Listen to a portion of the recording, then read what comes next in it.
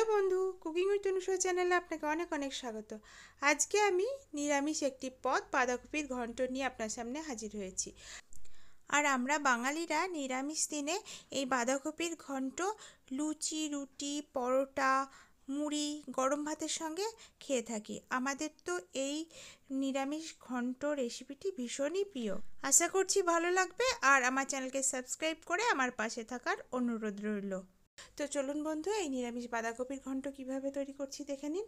প্রথমে এখানে আমি 3 চামচ মতো সর্ষের তেল দিয়ে দিয়েছি। এর মধ্যে আমি ফোড়ন হিসাবে 2টো শুকনো লঙ্কা দিয়ে দিয়েছি, আর একটা গাজরকে কেটে আর একটা আলুকে কেটে দিয়ে দিয়েছি।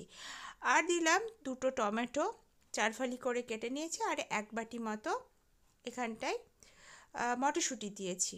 তো এবার সমস্ত এই কাঁচা সবজিগুলোকে একটুখানি নেড়ে এর মধ্যে 1.5 চা চামচ মতো হলুদ গুঁড়ো, আর 1.5 চা চামচ মতো লবণ, আর 1 চামচ মতো চিনি দিয়ে দিলাম। বাঁধাকপি ঘন্ট একটু মিষ্টি মিষ্টি খেতে ভালো লাগে, আর আপনারা লবণ চিনি অবশ্যই স্বাদ মতো দেবেন। এবার 1 মিনিট মতো ভেজে এর মধ্যে কেটে রাখা বাঁধাকপিগুলোকে দিয়ে দিলাম।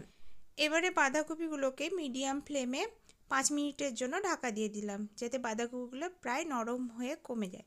এই যে কমে গেছে, অনেকটাই সেদ্ধ হয়ে গেছে। এবার এর মধ্যে আদা, জিরে, কাঁচা লঙ্কা বাটা দিয়ে দিলাম।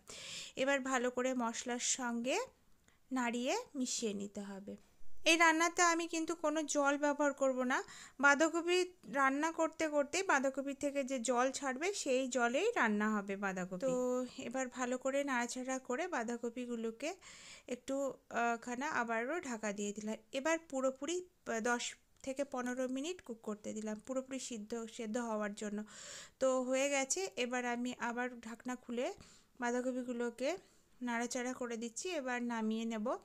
এবার নামিয়ে নেবার পর আমি ছোঁক দেবো বাঁধাকপিটাকে। এর জন্য আমি আবারও ওই কড়াইতেই 1 চামচ মতো তেল দিয়ে দিলাম, আর 1 চামচ মতো ঘি দিয়ে দিলাম। এবার 4টে এলাচ দিলাম, আর 1/2 চা চামচ 5 ফোড়ন দিলাম। এটা ভালোভাবে ভেজে নিতে হবে, আর সুন্দর একটা গন্ধ ছাড়লে তখনই ওই রান্না করা বাঁধাকপিটাকে ছোঁক দিয়ে দিতে হবে। দিয়ে যতক্ষণ না জলটা একদম শুকোচ্ছে ততক্ষণ নাড়াচাড়া করে শুকনো করতে হবে। দেখুন বেশ যে তেলটা আর ঘিটা দিলাম ওটা বেশ তেল ছাড়া ছাড়া মনে হবে, তখন এটাকে নামিয়ে নিতে হবে। যারা ঘি একটু বেশি পছন্দ করেন, নামিয়ে 1 চামচ ঘি দিয়ে দেবেন, তো ভীষণই ভালো লাগবে খেতে। এইভাবেই তৈরি করুন বন্ধু।